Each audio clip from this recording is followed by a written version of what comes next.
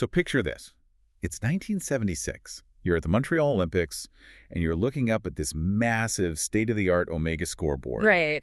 And it flashes this totally confusing 1.00 next to a teenage girl in a white leotard. Just a 1.00. Yeah, exactly. And, it wasn't a typo. It wasn't some technical glitch or a malfunction. Right, which is the crazy part. Right.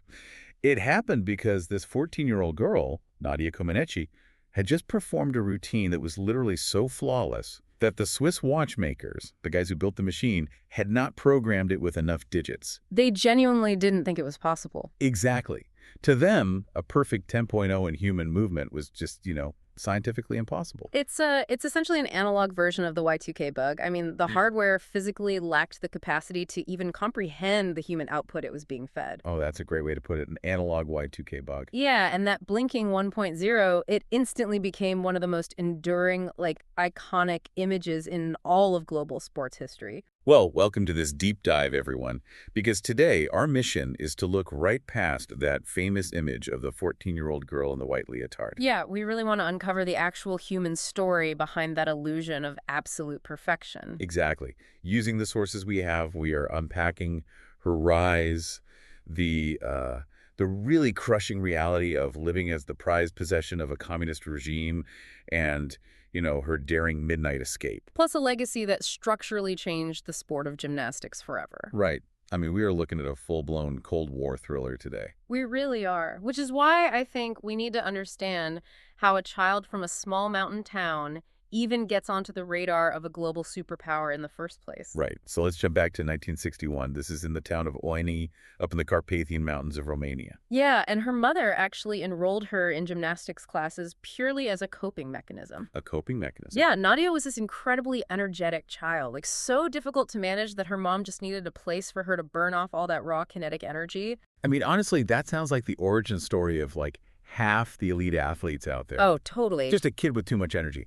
But, burning off energy in a kindergarten tumbling class doesn't automatically mint an Olympic prodigy. No, definitely not. The real shift, going from an energetic kid to a global phenomenon, that happens when she's 6 years old. Right, thanks to this completely chance encounter. Yeah, with the legendary coach, Bela Karolyi. So Karolyi was running this experimental gymnastics school right there in Oini. Okay. And he was, he was actively hunting for very young talent, kids he could mold from the ground up. Right. So he's walking by a schoolyard one day, and he spots 6-year-old Nadia and her friend turning cartwheels during recess. Just doing cartwheels in the dirt. Exactly. But here's the thing. The bell rings before he can even get over to them. Oh, man. Yeah. The girls run inside the school, and Karolyi, he literally goes door to door. Wait, really? Yeah. He's searching through every single classroom to track down these 2 little girls he watched do cartwheels for, maybe 5 seconds. That is wild. It's like a baseball scout spotting a kid playing stickball in an alley, realizing, he's looking at a future Hall of Famer. Right. And then frantically sprinting through the neighborhood to find them before they disappear forever. That's exactly what it was like. And, he eventually finds her, obviously. And because she lived right there in Oini, her trajectory just locked in perfectly. Because she didn't have to relocate. Exactly. She could live at home with her parents while undergoing this super intense, ground-up training with Karolyi and his wife, Marta. Which was rare, right? Very. Most of their other students had to board at the school, so she had a bit of normalcy, at least early on. Okay, but how intense are we talking about here? Because looking at the sources, the timeline accelerates at just a terrifying pace. Oh, it's unbelievably fast. By age 9, she becomes the youngest gymnast to ever win the Romanian nationals. Age 9. Yeah. And then by age 13, this is in 1975, she practically sweeps the European Championships in Norway. Just dominating the entire continent. Completely. Gold all around, the vault, the beam, and the bars. We are talking about an environment that was literally designed to forge a weapon of athletic dominance. A weapon? Wow. Yeah, she was competing internationally as a junior, but flat out beating older, seasoned senior athletes. And it wasn't just that she was doing the standard stuff really well, right? Exactly. She wasn't just performing standard routines perfectly. She was building this arsenal of incredibly difficult, entirely innovative skills. Things no one else was even trying. Right. Her physical abilities were developing so rapidly that they were actually outpacing the infrastructure of the sport itself. Which perfectly sets up that collision course in 1976. So early that year, she's competing at the inaugural American Cup. The Madison Square Garden. Madison Square Garden. Yeah. And she's just casually dropping perfect tens. But there is this fantastic, very human detail from that specific event that I love. Oh, the photo ops. Yes. She ends up being photographed holding this big silver cup alongside an 18-year-old American gymnast named Bart Connor. Yeah, and the contrast in how they experience that moment is just hilarious. He really is. So Bart Connor, he vividly remembered meeting this Romanian prodigy. I mean, he was struck by her.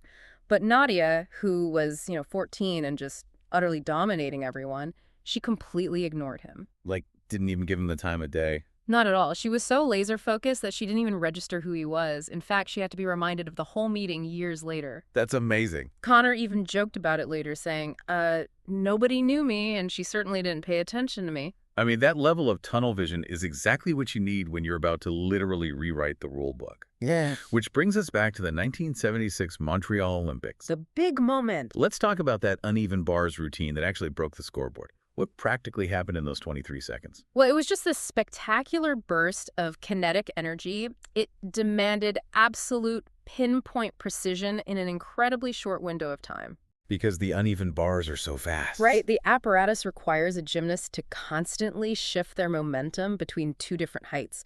You're basically using your own body weight as a pendulum. Right. And she executed these release moves and transitions with a speed and an amplitude that judges had just never seen before. But wait, let me ask you this.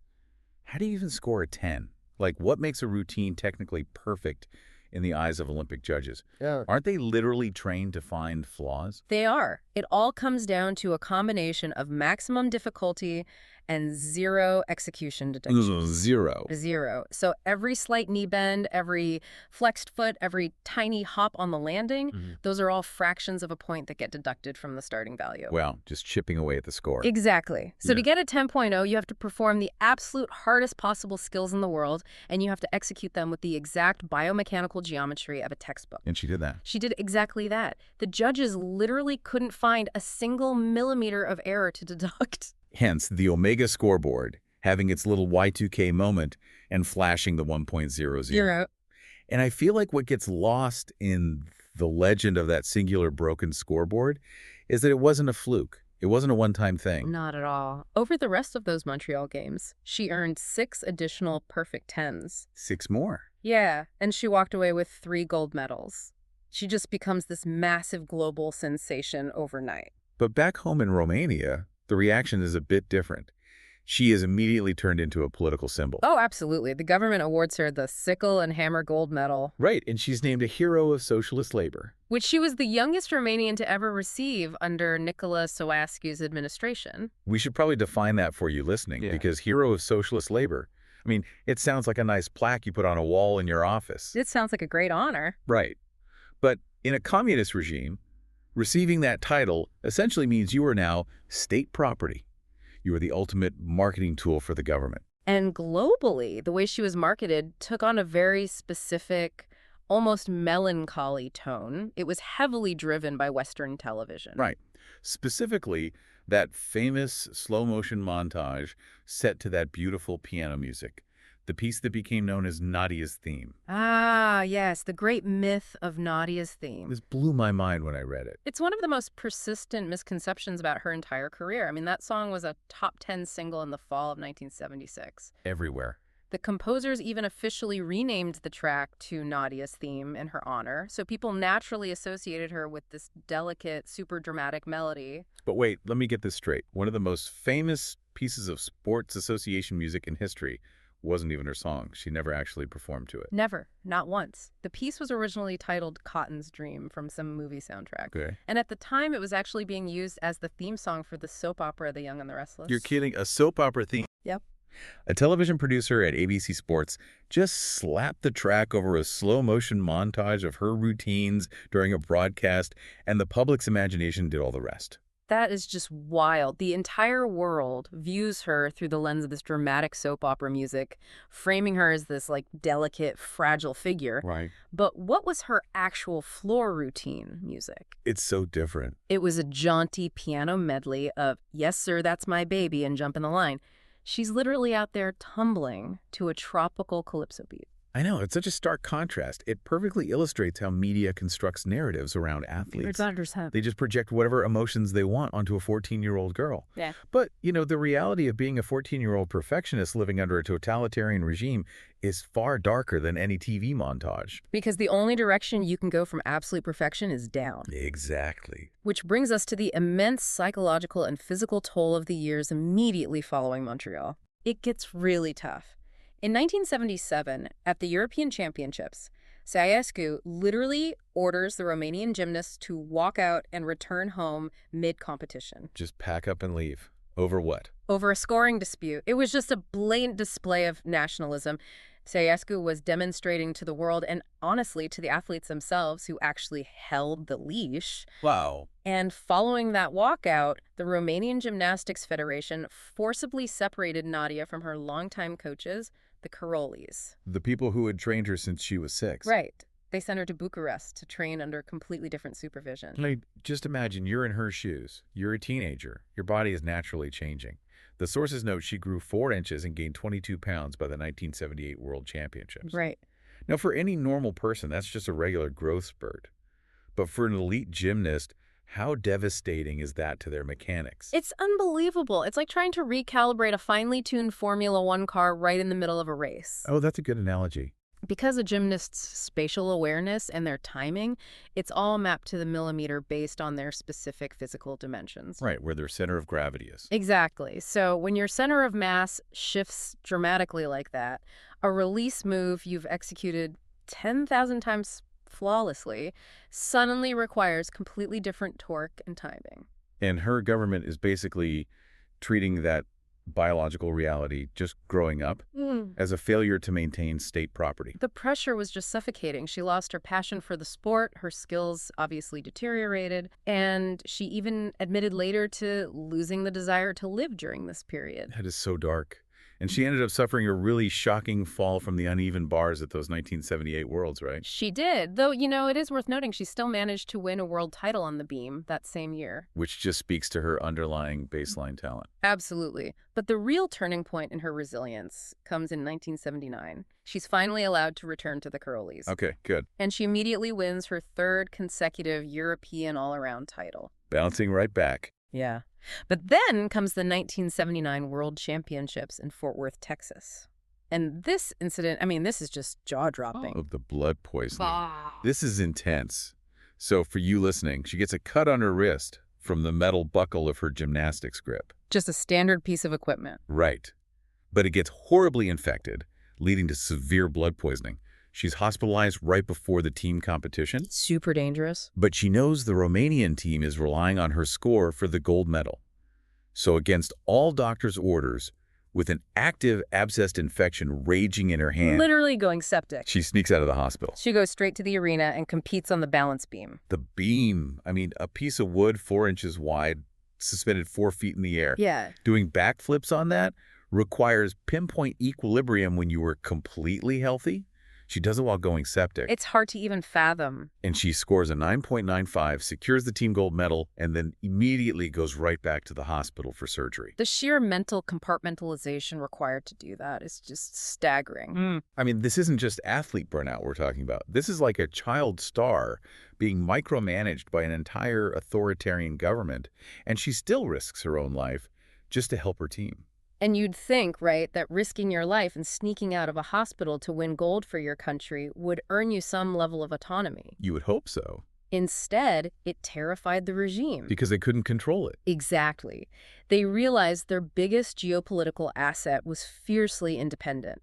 And that triggered an even harsher clampdown as we move into the 1980 Olympics in Moscow. And Moscow was an incredibly tense environment anyway. The U.S. boycotted the games entirely that year. Right. Nadia actually described competing in Moscow as walking into the mouth of a lion's den. Because she was on Russian home turf facing off against the Soviet gymnasts. The big rivals. And the psychological pressure really manifested early there. She had an uncharacteristic fall on the uneven bars during the team competition. But she rallied. She did, with an iron will. She earned 2 perfect 10s later in the competition and 1 gold on both the balance beam and the floor exercise. But the scoring was highly controversial, right? I mean, her coach, Bela Karolyi, absolutely loses it. Oh, he completely loses it. He publicly protests the judging, claiming Nadia is being robbed, and he does this right in front of the television cameras. Yeah, and you do not do that when you are part of a heavily monitored communist delegation. Yeah.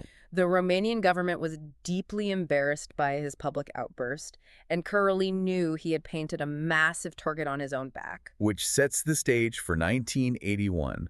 The Gymnastics Federation sends Nadia and the Karolyis on this official U.S. tour called Nadia 81. Right. Now, as a quick aside, this is actually where she notices Bart Connor again. He was also on the tour, and she remembers thinking he was cute, bouncing around the bus and keeping everyone entertained. It's a nice little human moment. It is. But the romance isn't the headline of this tour. The headline happens on the very last day. Right. Bela and Marta Karolyi, along with the team choreographer, defect to the United States. They just walk away. They essentially walk away and seek asylum, leaving everything they have behind. And the thing is, the Karolyis had dropped hints to Nadia, asking if she wanted to join them. Which raises the biggest question of her life. If she had the chance to defect with her coaches in 81, right then and there in America, why didn't she? Yeah. Did she just not realize how suffocating the state's grip was about to become? It was really a combination of deep homesickness and just a total lack of foresight regarding the state's retaliation. She was just a kid, really. Exactly. She had zero interest in defecting. She just wanted to go home to her family in Romania. But she vastly underestimated the paranoia of the Ceausescu regime. Because the moment she returns without the Karolyis, the Romanian officials absolutely panic. Oh, yeah. They view her as a massive national asset, and they are terrified she's going to be the next one to run. So what do? They unleash the security, the secret police, the brutal secret police, to lock down her life completely. And the mechanics of this surveillance were chilling. I mean, this wasn't just like a guard standing at the door. No. Her phone lines were tapped. Her mail was intercepted and read.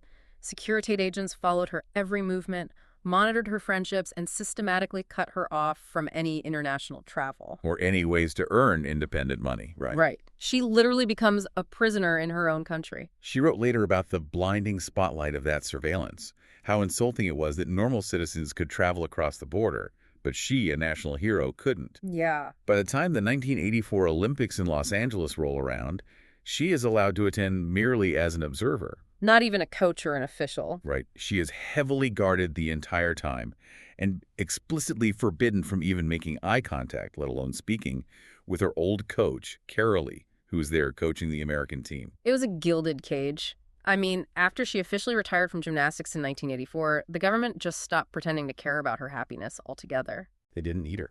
They didn't need her to perform anymore. They just needed her to exist quietly as a state-owned museum piece, doing exactly as she was instructed. Imagine the psychological weight of that. You've achieved literal perfection on the global stage, and your reward is a lifetime of being treated like a classified government document. It's heartbreaking. But eventually, that reality forces a breaking point. Right. A decision to risk everything she had left. Yeah. In November 1989, just weeks before the violent Romanian Revolution would ultimately topple the communist regime and, execute Ceausescu, Nadia Comaneci defected. And let's be super clear about how she did it, because this wasn't slipping out the back door of a luxury hotel during a state-sponsored tour. No, not at all. On the night of November 27th, she escaped with a group of other Romanians. They trekked on foot through freezing mud and total darkness. The physical peril of that journey is staggering. I mean, they were navigating treacherous terrain for hours. Dodging armed border guards. Guards who had shoot-to-kill orders. She crossed the border into Hungary, then made her way to Austria, and finally sought asylum in the U.S. She was a global icon sneaking through the dark to escape the very country that had minted her face on a commemorative coin. It's incredible. Her life literally turns into a spy thriller. Sneaking across borders at night in the freezing cold. But the prize she's risking her life for isn't like stolen intelligence or a massive fortune. No. It is just basic, fundamental freedom. the right to wake up and decide what to do with her own day. And she reclaims her life almost immediately upon reaching North America. Yeah. After brief stints in Florida, Los Angeles, and Montreal, she eventually relocates to Oklahoma in 1991. Right, because of Bart Connor. Exactly. She moves there to help her old acquaintance, Bart, with his gymnastics school. They reconnected, the professional relationship evolved, and they eventually married in 1996. But they didn't get married in Oklahoma. And the details of this wedding are just the ultimate cinematic climax to this whole story. It's just so poetic. The wedding takes place back in Bucharest. Because by 1996, the communist regime has fallen. Romania is a democracy. Right. She returns home, not as state property sneaking across a frozen border, but as a welcomed national hero. It is just a profound full circle moment. The wedding was televised live across the entire country. And the reception? Yes. The reception was held in the former presidential palace. Wow. The very building that once symbolized her oppression became the venue where she celebrated her freedom. She completely took back her narrative. And her legacy has only compounded since then. She became a naturalized U.S. citizen in 2001 while still maintaining her Romanian citizenship. Yep. She and Connor built a massive gymnastics academy and a production company. She funded a children's clinic in Bucharest to provide low-cost medical support. Which is amazing. She even carried the Olympic torch in London in 2012 and again in Paris in 2024 alongside Serena Williams and Rafael Nadal. And also in 2024, the International Sports Press Association actually voted her the best female gymnast of the past 100 years. Which makes sense. But arguably, I think her most permanent legacy is structural. If you look at the code of points, The rule book. right, the literal rule book and mathematical ceiling of gymnastics, she has two uneven bar skills officially named after her. The Comaneci salto and the Comaneci dismount. Exactly. The Comaneci salto, for example, is this release move where the gymnast flips entirely away from the higher bar and catches it again. Wow. She didn't just win medals, she forced the sport's governing body to write new math to accommodate the biomechanics she invented. Her impact is baked into the very maneuvers gymnasts are required to study today. So when we step back and look at the entire arc of this story, from that 6-year-old turning a cartwheel in a schoolyard, to a teenager breaking the Olympic scoreboard, to surviving the gilded cage of a regime, and finally trekking through the night to build a life of her own making, what is the big takeaway for you? Honestly, it's a powerful reminder to look at the human being behind the score.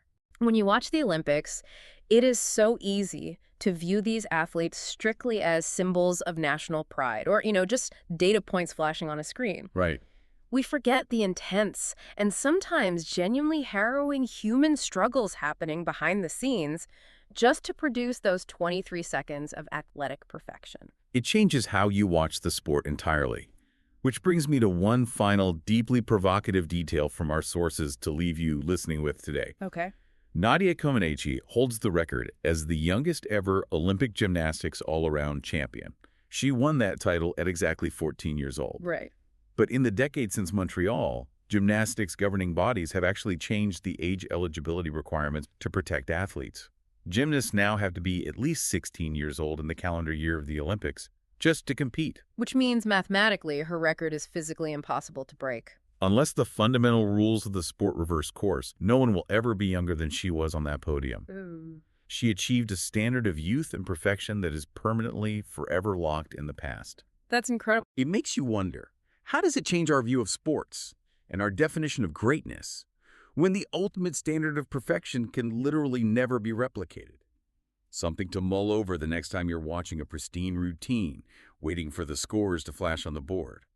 Assuming, of course, his scoreboard doesn't break first.